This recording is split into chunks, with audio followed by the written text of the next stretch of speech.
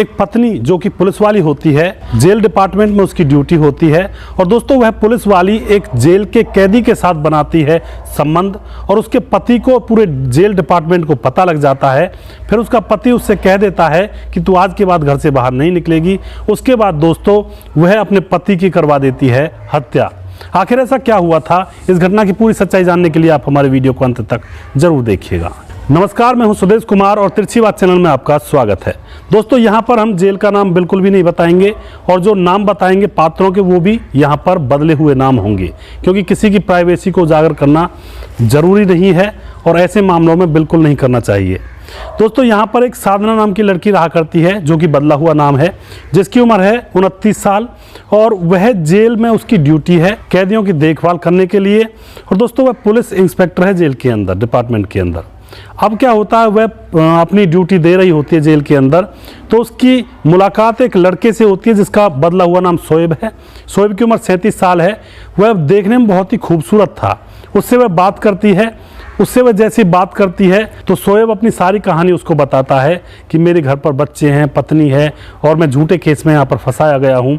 तो दोस्तों उस औरत को, उस लड़की को उसके ऊपर तरस आ जाता है और अब वह रोज रोज उससे बातें करने लगती है और उन दोनों को बातों ही बातों में अब एक दूसरे से प्यार हो जाता है। दोस्तों अब क्या होता है, वह लड़की साधना जेल के अंदर उस कैदी के साथ संबंध बनाने लगती है और अब यह बात पूरे जेल डिपार्टमेंट में फैल जाती है। तो यह बात उसके पति, जिसका नाम रूपेश होता है, उस तक भी पहुंच जाती है। रूपेश जैसे ही यह बात सुनता है तो उसके तन बदन में आग लग जाती है कि इतनी सीनियर लड़की होकर ऐसा कृत्य कर रही है, यह बहुत गलत है। जैसे उसकी पत्नी उसके घर आती है ड्यूटी से तो अपनी पत्नी से कहता है कि तुम जेल के अंदर एक कैदी के साथ संबंध बनाती हो, लेकिन उस बात को वह नकार देती है और कहती है तुम्हें किसने बताया।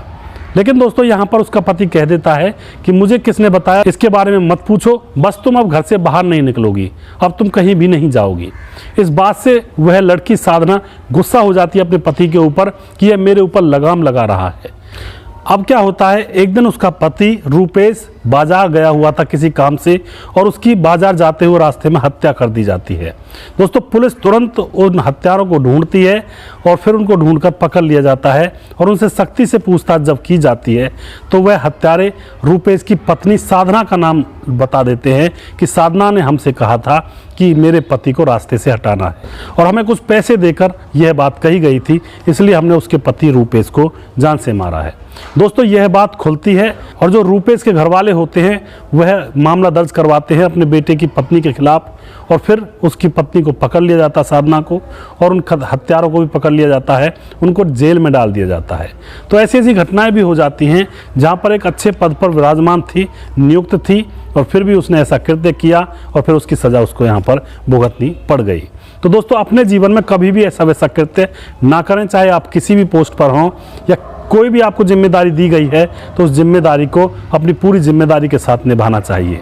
लेकिन कई बार अच्छे अच्छे डिपार्टमेंट में लोग होते हैं और फिर भी वो ऐसी छोटी छोटी गलतियां कर देते हैं, अपने और अपने परिवार के जीवन को नर्क बना देते हैं, परिवार को बिखेर कर रख देते हैं।